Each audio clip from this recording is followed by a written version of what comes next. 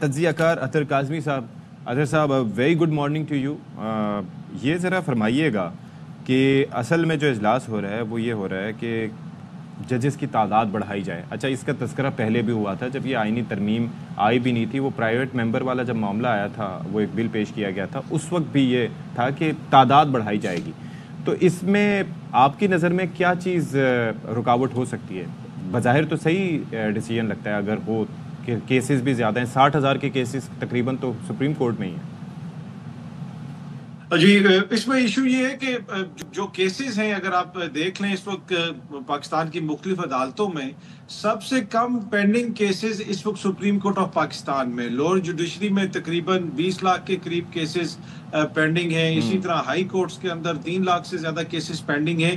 تو اگر حکومت اتنی سنجیدہ ہے کہ کیسز کی تعداد کم کرنی ہے اور جو پینڈنگ کیسز ہیں ان کو جلدی ختم کرنا ہے, تو نیچے کیا کر رہے ہیں؟ نیچے تو کچھ نہیں ہو رہا. تو تاثر یہ ملتا ہے کہ حکومت یہ چاہتی ہے کہ جو سب سے ملک کی بڑی عدالت ہے وہاں پہ اس قسم کے صورتحال ہو جہاں سے وہ تطہیر کا عمل اوپر سے شروع کر رہے ہیں. وہ کہہ رہے ہیں کہ سب سے پہلے ہم نے اوپر فکس کرنا ہے, پھر آہستہ اس کا ٹرکل ڈاؤن ایفیکٹ ہوگا. یہ حکومت کہہ سکتی ہے, لیکن پہلے حکومت کو یاد نہیں آیا.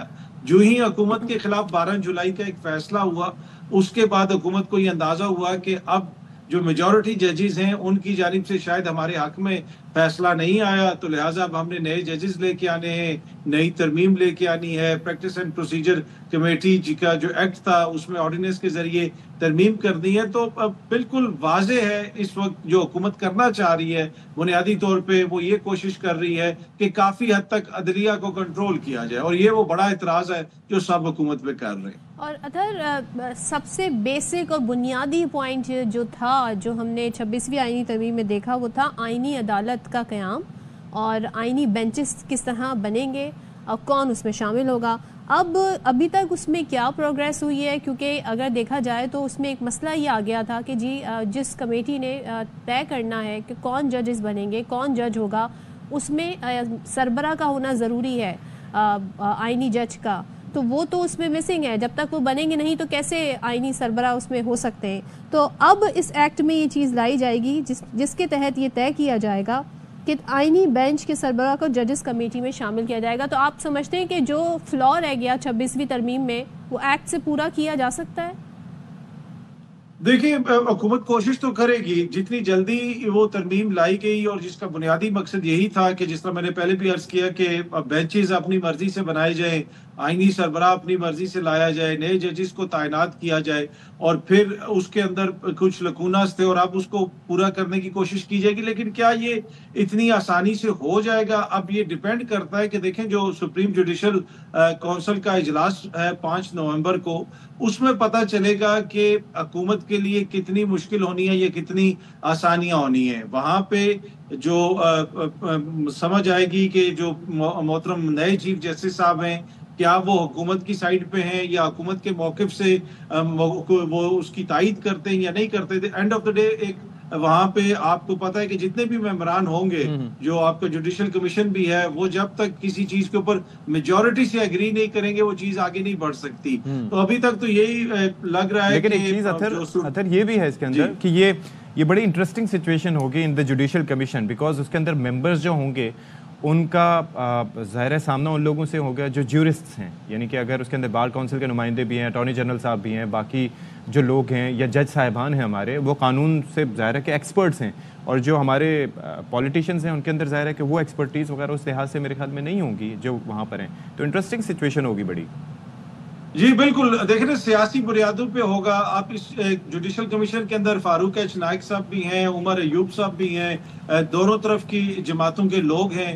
تو اس وجہ سے ہر کوئی کوشش کرے گا کہ ویسے آپ نے سوال نہیں کیا تھا اطہر صاحب کہ یہ شبلی فراز صاحب اور عمر ایوب صاحب, علی ظفر صاحب اور کسی اور پی ٹی آئی کے رہنما کی جگہ ان کا چناؤ کیوں کیا گیا؟ سوری ستی, مجھے آپ کی آواز سمجھ نہیں آئی کہ ان کی جگہ کس کو کیا جائے. جی میں یہ عرض کر رہا تھا کہ تحریک انصاف کی جو چوائس ہے بڑی انٹرسٹنگ تھی, کیونکہ جو سیزنڈ لائرز ہیں ان کے پاس بھی موجود ہیں. علی ظفر صاحب بھی ہو سکتے تھے اور کوئی نام بھی ہو سکتا تھا, لیکن جو چناؤ کیا گیا عمر ایوب صاحب کا اور شبلی فراز صاحب کا وہاں پر جوڈیشل کمیشن کے لیے, تو انٹرسٹنگ چوائس نہیں ہے یہ پی ٹی آئی کی.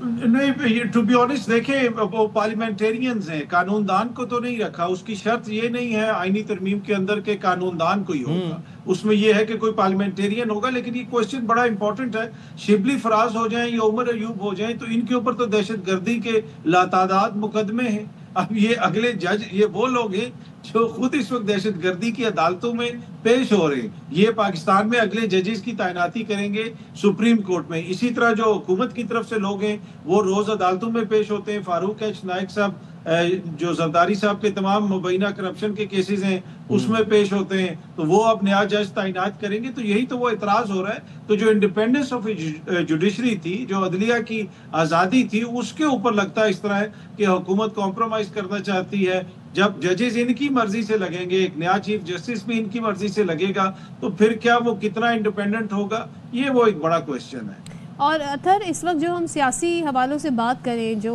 पाकिस्तान तहरीक इंसाफ है, बड़ी बीच में खबरें गर्दिश कर रही थी कि भाई कोई डील हो गई है, इनके मामलात आसान हो रहे हैं। आपके पास इस हवाले से क्या खबरें? देखिए, मुझे तो नहीं पता कि डील हुई है ये नहीं है। मामलात तो ज्यादा मुश्किल हो गए हैं। इमरान खान साहब की जात तक तो आप देखें, आप तो बाहर उनका कोई रिपोर्ट भी नहीं आती। जो मीडिया जाता है वो भी बाहर कोई अखबार में भी उनकी कोई खबर उस तरह नहीं आती कि वो क्या कह रहे हैं। जहां तक ये ताल्लुक है, जो बुशरा बीबी की जमानत हुई वो तो 9 महीने पहले वो जेल काट चुकी हैं, और उसके बाद हुकूमत ने तो उसमें कि उनके अपील भी की उनकी जमानत के खिलाफ।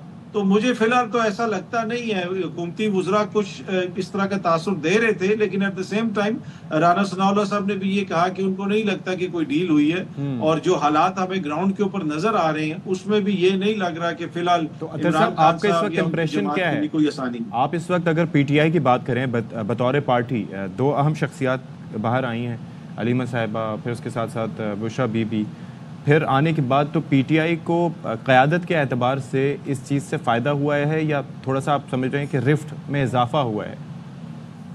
नहीं, देखें, ये एक वो बयानिया है जो बनाया जाता है। क़यादत इस वक्त पाकिस्तान तहरीक इंसाफ की जो है वो इमरान खान साहब की ज़ात है। जब तक वो हैं वो मुझे नहीं लगता कि उससे कोई फ़र्क पड़ता है। हाँ, बाकी जमात के अंदर उसके लिए कम्युनिकेशन बहुत ज़रूरी है अतर साहब, क्योंकि जो शख्स आता है, अगर फ़र्ज़ करें कोई मिलने जा रहा है, तो वो अपना एक बयानिया आके देता है और दूसरा शख्स उसकी नफ़ी कर देता है। अब कंफर्मेशन करने वाली एक ही ज़ात है, वो अंदर है, तो ये भी तो फ़र्क पड़ता है।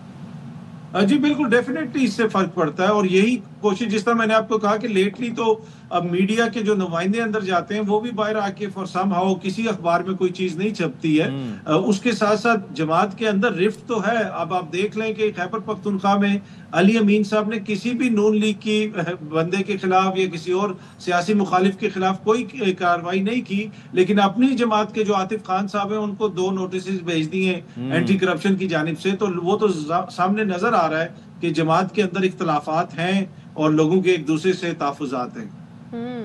देखते हैं भाई सूरत हाल इस हवाले से आगे कैसे बढ़ेगी, क्या होता है।